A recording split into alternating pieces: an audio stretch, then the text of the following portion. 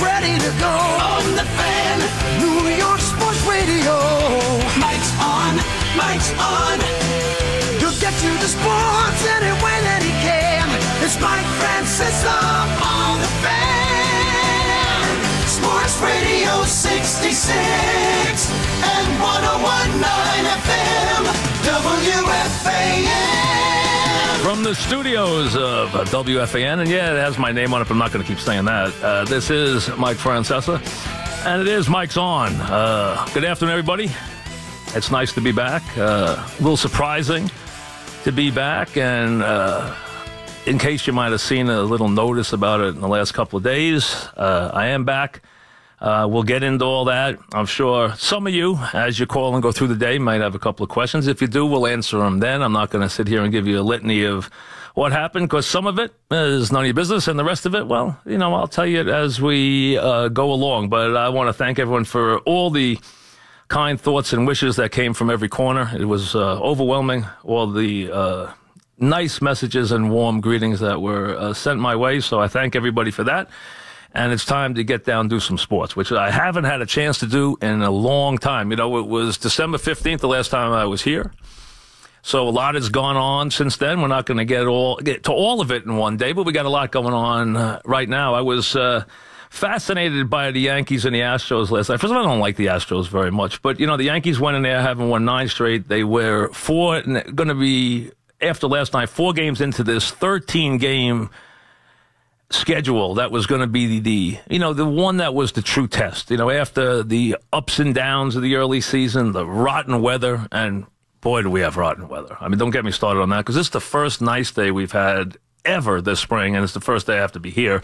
So God's playing a little trick on me as far as that, because it's 80 and sunny, and I waited for 2 months to have an 80-degree day to play golf. But hey, that's the way it goes. But you know, the 4 games into this part of the schedule, early season, you had the weather to deal with, you had the injuries, you had little inconsistency here and there. They weren't playing well, and then all of a sudden they got hot, and then here came the Angels, and that was fast order. And then, of course, this 4-game stop in Houston, which started with a loss last night as Charlie Morton continued his mastery, and that's the only word for it, over the Yankees as he did last night. I mean, the Astros right now, the way they pitch, I don't love their bullpen, but the way they pitch, especially in the starting rotation, with Verlander doing what he's doing, and I wondered if he would do that, you know, in the regular season after being so brilliant in the postseason last year, but right now he is doing it.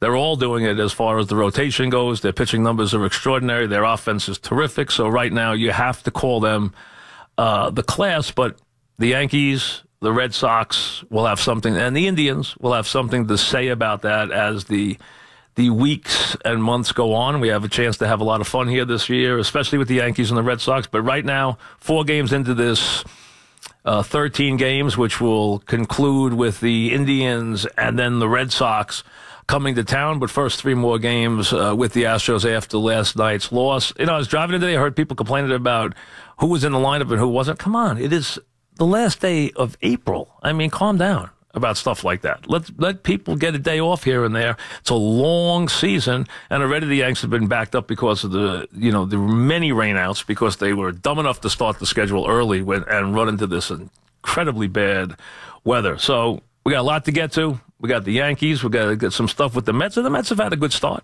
I mean, they're often playing well. They got some holes, but right now you got to be happy with what's going on so far. And you also have to be happy with the fact that Washington is not nearly Washington, and neither Atlanta or the Phillies are ready to win on a big level. They're improved. I think the Phillies would be much improved this year, but neither one's ready to go to the playoffs, and Washington's sure struggling with their issues and their injuries, so that gives the Mets a chance. Cespedes doesn't seem like he's too badly hurt right now. It looked like it's okay, so I think that, and that's obviously a very big positive. You'll see him, I think, get torrid when the weather heats up as it is going to do this week.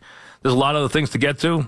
NBA, I'm looking forward to that. I mean, watching LeBron, and I don't know how much LeBron talk there's been. There'll be some with me here, because that last series, listen, I know they're not good.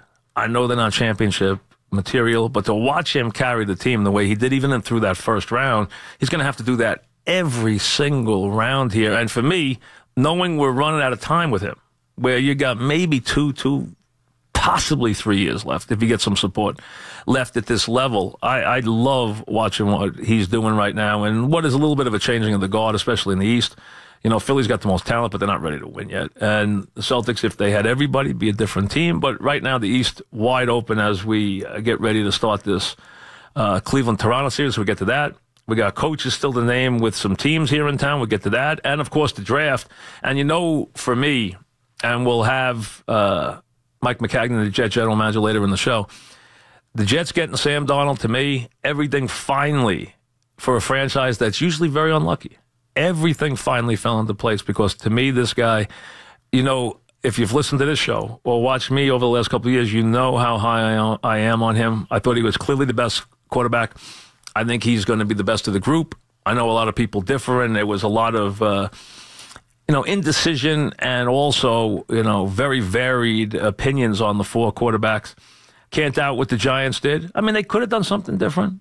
They could have. And maybe, if things don't work out, and this group doesn't come back and win big, they'll maybe rue the day they didn't draft a quarterback, especially the one that went right after their pick. We'll have to wait. That's something that guys will be chatting about long after there's somebody else chatting about it, because I think that's something that could be talked about for a decade. We'll see what happens there. But Eli will join us today, so we'll talk about him and his new toys. He's got plenty of them, and they've gone out of their way to commit to him and build what looks to be a pretty fun offense around him. Now with Barkley, and especially with the offensive line, which had to get better and now should get a lot better with the additions that they have. So we get to that. A-Rod will join me. He called and asked to be the first guest. I said, why not? So he will be the first guest in a little while. We'll also talk to Jay Wright, as I was thrilled to go game by game with Villanova this year and watch them win a national championship. Another one. I remember sitting here a couple of years ago when people were watching Jay Wright not get through the first Sunday and complaining and actually saying, hey, this guy, we got to get a new coach at Villanova. There were people who made those calls. Now, 3 years later, 2 national championships, and now people are hoping and praying that he doesn't leave Villanova, and I don't think he is. He turned down the Knicks. He didn't want to talk to them. I think he has found the home there, and he has built a program that is not only the winningest program in the country over the last 6 years, but now a dominant force that ranks with Duke or Kentucky or anybody else because of what they've been able to do year after year with their style of play. He'll join us. So you have A-Rod and Eli and Mike McCagnon and Jay Wright for the show. So we got a lot to get to. As I said, rather than sit here and tell you the long story about how I wound up back here, I know you'll have questions. We'll get to it that way. I missed everybody. I missed doing this. That's part of this. There's no question. There's another part of it, which I'll get to. There's something that we've been working on, and I'll tell you about, that I'm very excited about, which is a very big part of it, and really what brought me back more than anything else. But I'll get to all that right after this word from my good buddies at Casamigos, the tequila, who want to tell everybody that we are celebrating my return to fame with George Clooney and Randy Gerber's Casamigos tequila. And Leon Slider, too, is a good friend of mine up in Westchester. Truly the best tasting, smoothest tequila on the market. Absolutely no burn. So for those who have welcomed me back to fan, raise a glass of Casamigos and cheer. Or for those who maybe didn't want to hear from me again, well, you know what? Have a shot at Casamigos anyway. And welcome to our house of friends. Casamigos Tequila, Casamigos Spirits Company, New York. Enjoy Casamigos responsibly. And we roll on from the big city right after this.